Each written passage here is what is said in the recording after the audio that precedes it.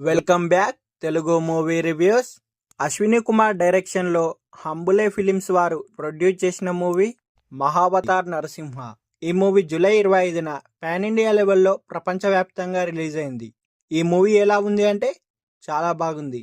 ఈ మూవీ యొక్క స్టోరీ విషయానికి వస్తే, శ్రీ మహావిష్ణువు చేతిలో హిరణ్యక్షుడు చనిపోవడంతో అతని మరణాన్ని చూసి తట్టుకోలేక హిరణ్యకశిపుడు ఘోరమైన తపస్సు చేస్తాడు. బ్రహ్మదేవుడు అతని తపస్సును మెచ్చి అతనికి ఒక వరం అనేది ఇస్తాడు. కానీ ఆ వరాన్ని అతడు మిస్యూజ్ చేస్తాడు హిరణ్యకశిపుడు.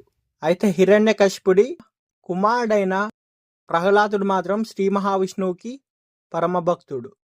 అయితే అది తెలిసిన కుమారుడిని చంపడానికి కూడా వెనుకాడు హిరణ్యకశిపుడు.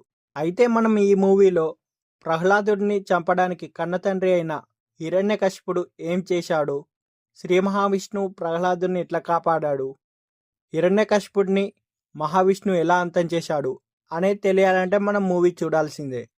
ఈ మూవీ గురించి చెప్పాలంటే, తెలుగులో ఇలాంటి మైథలాజికల్ సినిమాలు మనకు కొత్త ఏం కాదు.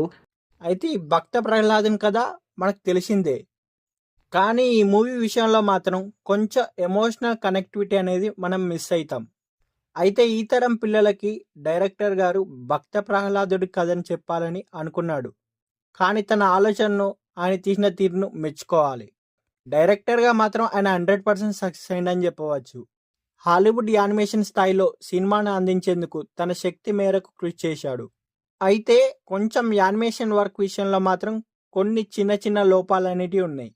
అయితే మనకు తెలిసిన కథ కావడంతో మనం ఈజీగా కనెక్ట్ అయ్యే అవకాశం ఉంది ఈ మూవీకి. ఈ మూవీలో యాక్షన్ పార్ట్ మాత్రం చాలా బాగుంది.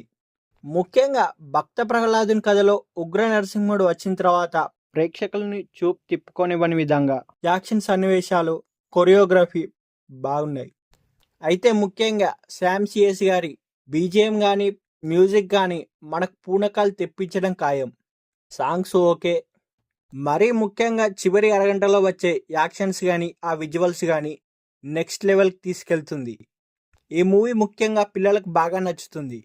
పిల్లల్ని మాత్రం ఈ మూవీకి ఖచ్చితంగా తీసుకువెళ్ళాలి. ఇలాంటి చరిత్రను వారికి తెలియజేయడమే కాకుండా ఒక మంచి విజువల్ వండర్ చూపించినట్టు ఉంటుంది.